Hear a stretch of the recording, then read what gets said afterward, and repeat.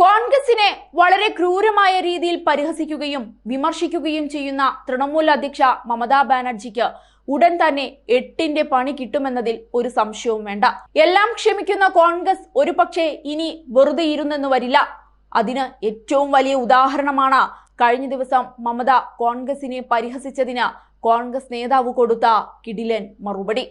വരാനിരിക്കുന്ന ലോക്സഭാ തെരഞ്ഞെടുപ്പിൽ കോൺഗ്രസ് 40 സീറ്റ് പോലും നേടില്ലെന്ന തൃണമൂൽ അധ്യക്ഷ മമതാ ബാനർജിയുടെ പരാമർശത്തോട് ദേശീയ നേതൃത്വം അനുനയത്തിന്റെ ഭാഷയിൽ പ്രതികരിക്കുമ്പോഴും രൂക്ഷ വിമർശനവുമായാണ് സംസ്ഥാന നേതൃത്വം എത്തിയത്.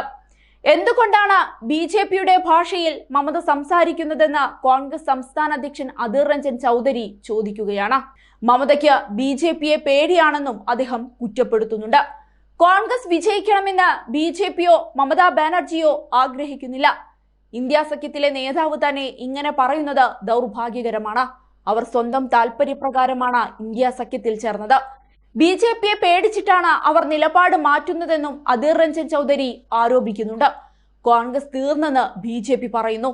അതനുകരിച്ച് കോൺഗ്രസിന് 40 സീറ്റ് പോലും ലഭിക്കില്ലെന്ന് മമതാ ബാനർജിയും പറയുന്നു. കോൺഗ്രസിന്റേത് പ്രീണന രാഷ്ട്രീയമാണെന്ന് ബി.ജെ.പിയും പ്രധാനമന്ത്രി നരേന്ദ്രമോദിയും പറയുന്നുണ്ട്. മമതയും ഇത് തന്നെയാണ് പറയുന്നതെന്ന് അദ്ദേഹം അഭിപ്രായപ്പെട്ടു. എന്തുകൊണ്ടാണ് ബി.ജെ.പിയും മമതയും ഒരേ ഭാഷയിൽ സംസാരിക്കുന്നത്? മമതയ്ക്ക് സംസ്ഥാനം രണ്ടാമതാണ്. രാഹുൽ ഗാന്ധിക്ക് രാജ്യമാണ് പ്രധാനം. ബാക്കിയെല്ലാം പിന്നീടാണെന്നും നേതാവ് തുറന്നടിക്കുന്നുണ്ട്. കോൺഗ്രസുമായി സഖ്യത്തിനുള്ള സാധ്യതകൾ അവസാനിച്ചുവെന്ന തരത്തിൽ മമത പ്രതികരിക്കുമ്പോഴും സാധ്യതകൾ അടഞ്ഞിട്ടില്ലെന്ന സൂചനയാണ് കോൺഗ്രസ് ദേശീയ നേതൃത്വം പ്രതികരണങ്ങളിലൂടെ നൽകി വരുന്നത്. ഇതേ സമയത്താണ് ലോക്സഭാ കക്ഷി നേതാവ് കൂടിയായ ചൗധരിയുടെ കടുപ്പിച്ചുള്ള ഈ പ്രതികരണവും. മമത ഇപ്പോഴും സഖ്യത്തിന്റെ ഭാഗമാണെന്നും ബി.ജെ.പിക്കെതിരായ പോരാട്ടത്തിൽ എല്ലാവരും ഒന്നിക്കണമെന്നും കോൺഗ്രസ് ജനറൽ സെക്രട്ടറി ജയറാം രമേശ് നേരത്തെ തന്നെ പ്രതികരിച്ചിരുന്നു. സഖ്യം പ്രാദേശിക തെരഞ്ഞെടുപ്പിന് വേണ്ടിയല്ലെന്നും അത് ദേശീയ തലത്തിലാണെന്നും അദ്ദേഹം വ്യക്തമാക്കുകയുണ്ടായി. അതേസമയം സംസ്ഥാനത്തെ 42 ലോക്സഭാ സീറ്റുകളിലും തൃണമൂൽ കോൺഗ്രസ് ഒറ്റയ്ക്ക് മത്സരിക്കുമെന്ന് പ്രഖ്യാപിച്ചതിന് അടുത്ത ദിവസമാണ് മമത കോൺഗ്രസിനെ പരിഹസിച്ചുകൊണ്ടെത്തിയത്. കോൺഗ്രസ് 300 സീറ്റുകളിൽ മത്സരിച്ചാൽ 40 എണ്ണത്തിലെങ്കിലും വിജയിക്കുമോ എന്ന കാര്യം സംശയമാണ്. അവർക്ക് 2 സീറ്റ് ഞാൻ വാഗ്ദാനം ചെയ്തതായിരുന്നു. അപ്പോൾ അവർക്ക് കൂടുതൽ വേണം. അങ്ങനെയാണെങ്കിൽ 42 സീറ്റിലും ഒറ്റയ്ക്ക് മത്സരിച്ചു കൊള്ളാൻ ഞാൻ പറഞ്ഞു. അതിനുശേഷം ഞങ്ങൾ തമ്മിൽ സംസാരമുണ്ടായിട്ടില്ല.